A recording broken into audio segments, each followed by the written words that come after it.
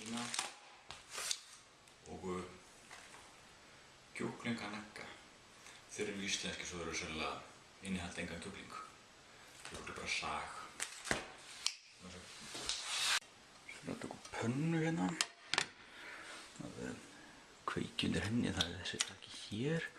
Ég sé að það hafa á hann þetta. Já, og það er eitthvað skemmtilegt áhald. Smá vatn. Nú byrjum við ekki að setja hann að nagga hérna á pönnuna. Við þurfum marga svona 7-3. Nei, 4 yfirsvangur. Nú stýpum við vatni svo og það er ágætt að setja núðlurnar ofan í það.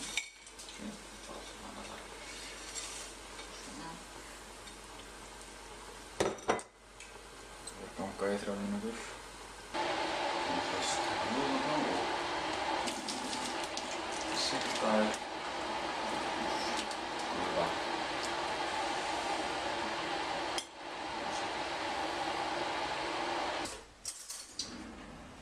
Næst er að búa til eitthvað sull að hella ofan á núðlurnar. Við byrjum svo eggi hérna. Gert eitthvað staðar.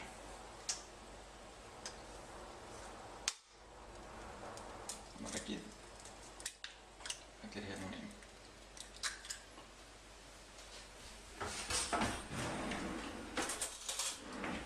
Þannig að beygja eggið upp úr þessu.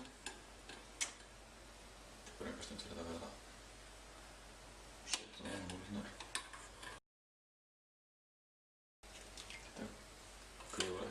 Við kemur örugglega með æfingu, ég hef aldrei gert þetta áður.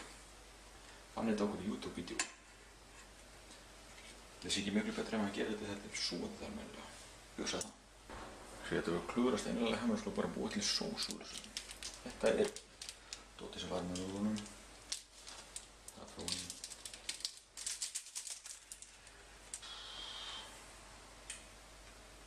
Lækka aðeins hitann undir þessu.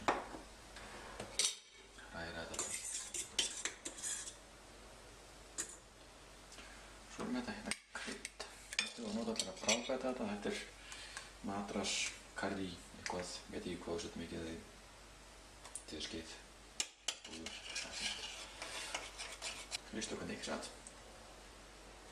Setjum hann að vera soðið hérna.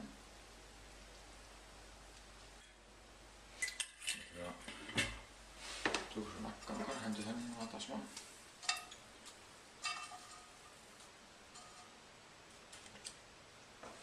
Og þetta er bara róknið. Þetta lítur allan út eins og matur. Að sjá hvernig þetta bragðast. Þetta óttalega undarlega svolítið.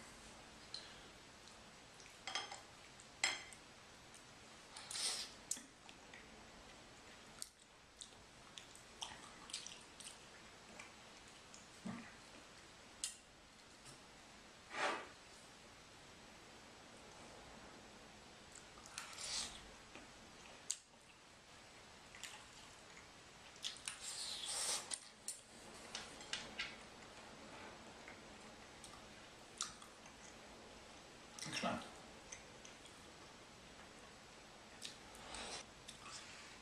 Hún er þetta miklu betra heldur en bara núðlurnar eins og kom pakkanum. Já.